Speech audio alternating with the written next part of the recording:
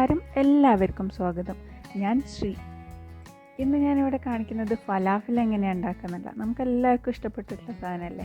അപ്പോൾ അത് വീട്ടിൽ തന്നെ ഉണ്ടാക്കാൻ എളുപ്പമാണ്. നമ്മൾ കടയിലൊന്നും പോയി വാങ്ങി കഴിക്കേണ്ട. അപ്പോൾ അതിന് വേണ്ടിയിട്ട് വെള്ളക്കടലയാണ് എടുത്തിട്ടുള്ളത്. വെള്ളക്കടല ഒരു പിടിയാണ് എടുത്തിട്ടുള്ളത്. ഇത് ഞാൻ രാത്രിയിൽ കുതിർത്ത് വെക്കുക ചെയ്തത്. ഒരു 12 മണിക്കൂറെങ്കിലും ഇത് കുതിർത്ത് വെക്കണം. അതിനുശേഷം നന്നായിട്ട് വെള്ളം വാർത്ത് അത് എടുക്കണം. ഒരു സ്ട്രെയിനറിൽ വെച്ചിട്ട് വെള്ളം നന്നായിട്ട് കളഞ്ഞിട്ട് വേണം അത് കഴുകി ഊറ്റിയെടുക്കാൻ. എന്നിട്ടൊരു ഫുഡ് പ്രോസസ്സറോ അല്ലെങ്കിൽ ഒരു മിക്സിയുടെ ജാറോ എടുത്തിട്ട് അതിൽ കുറേശ്ശെ ഇട്ടിട്ട് നമ്മളത് ഗ്രൈൻഡ് ചെയ്തെടുക്കണം. അതിലേക്ക് ഒരു 3 അല്ലി വെളുത്തുള്ളി, ഒരു കഷ്ണം വലിയ ഉള്ളി, അത്രയും ഞാൻ ചേർത്തിട്ടുണ്ട്. പിന്നെ ഇതിലേക്ക് വേണ്ട മെയിൻ ഇൻഗ്രീഡിയൻറ്റ് പറയുന്നത് പാഴ്സ്ലി ലീവ്സ് ആണ്. പാഴ്സ്ലി ലീവ്സ് ഒരു കൈപ്പിടി നിറയെ അങ്ങനെയാണ് ഞാൻ എടുത്തിട്ടുള്ളത്.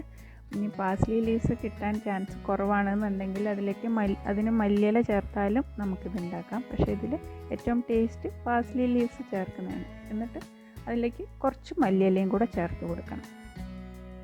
ഒരു കൈപ്പിടിയോളം പാഴ്സ്ലി ലീവ്സും പിന്നെ കുറച്ച് മല്ലിയിലയാണ് ഞാൻ ചേർത്തിട്ടുള്ളത്. മല്ലിയില മാത്രം ചേർത്തിട്ടുണ്ടാക്കാം.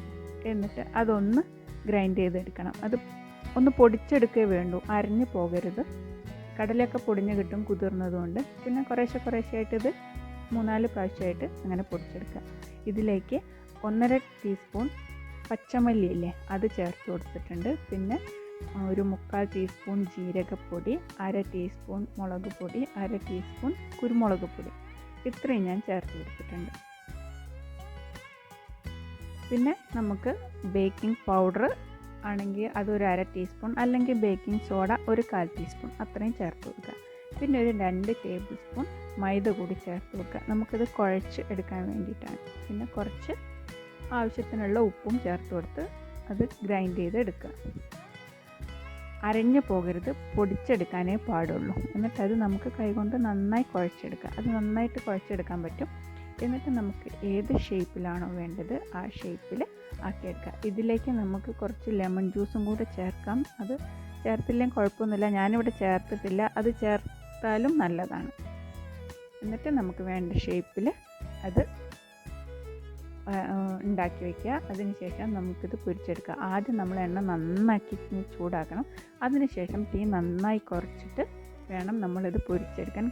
ഒരു മീഡിയം ഫ്ലെയിം തൊട്ട് ഒരു ലോ ഫ്ലെയിം അങ്ങനത്തെ ഒരു ലെവലിൽ വെച്ചിട്ട് വേണം ഇത് പൊരിച്ചെടുക്കാൻ, അല്ലെങ്കിൽ പെട്ടെന്ന് കരിഞ്ഞു പോകും. അപ്പോൾ കുറച്ച് സമയം എടുത്ത് തന്നെ ഇത് പൊരിച്ചെടുക്കുക. എന്നിട്ടൊരു ബ്രൗൺ കളറാകുമ്പോൾ നമുക്കിത് എണ്ണയിൽ നിന്ന് കോരി മാറ്റാം. ഇല്ലെങ്കിൽ ഉള്ളു വേവില്ല, തീ നന്നായി കൂടിയിട്ടുണ്ടെങ്കിൽ.